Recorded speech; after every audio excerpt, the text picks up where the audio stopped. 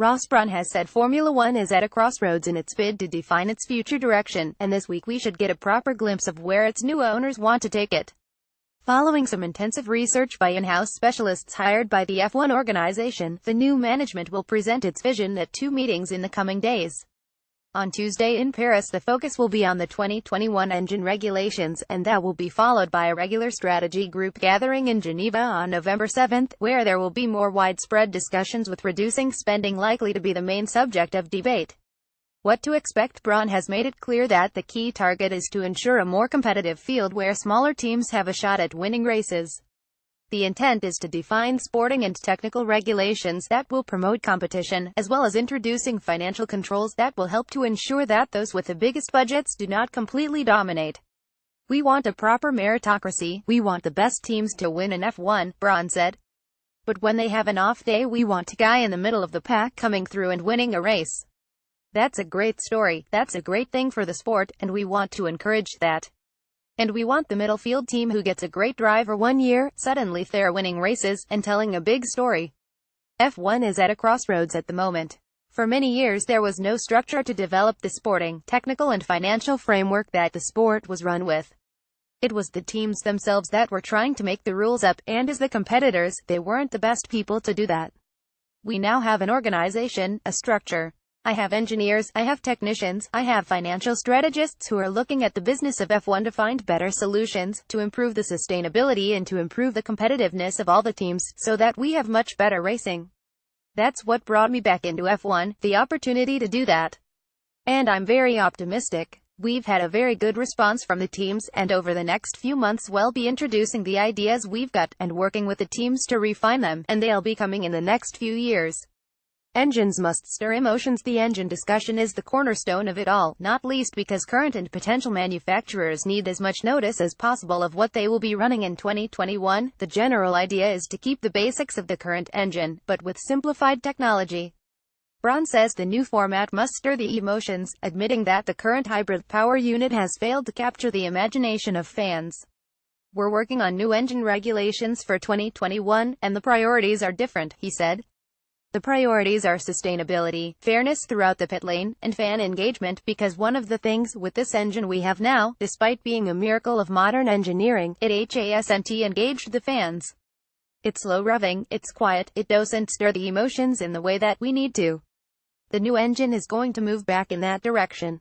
The issue of costs is also being addressed, with the general aim of making it cheaper for teams to obtain a supply. The powertrain of these cars really is very impressive, but it's inordinately expensive, added Brawn. For the manufacturers who are running their own teams, that's fine, it's all part of the package. But if you're a customer team, the costs are extortionate. The cost of an engine these days is about twice what it used to cost before these engines were introduced. And that was never a factor that was considered when the regulations were introduced. We're now in the phase of introducing a new engine for 2021, and the commercial considerations are a very strong factor, because this is all part of the sustainability. The power of spending. Brawn wants to ensure there is a limit to how much performance manufacturers can gain by pumping in money. We want to have less opportunity for greater investment to bring performance differentiation with the engine, he said.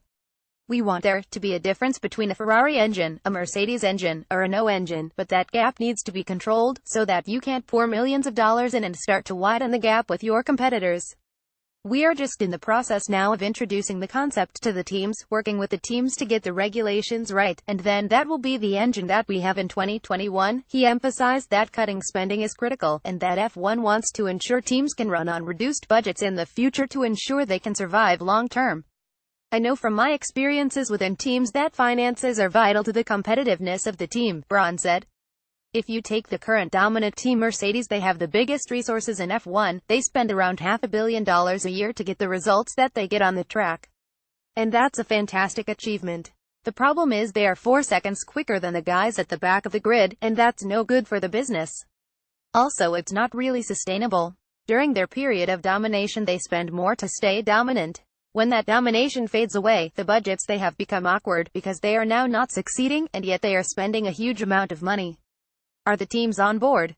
Brawn stresses that the manufacturers want to bring their costs down, and that top executives have asked him to find ways to cut their spending. Those teams, particularly the boards of those teams, have come to us and said, please save us from ourselves. We want control over what we can and can't do, to make the business more sustainable, to bring the budgets down to a level that even if we are not winning, we can still justify it, he said.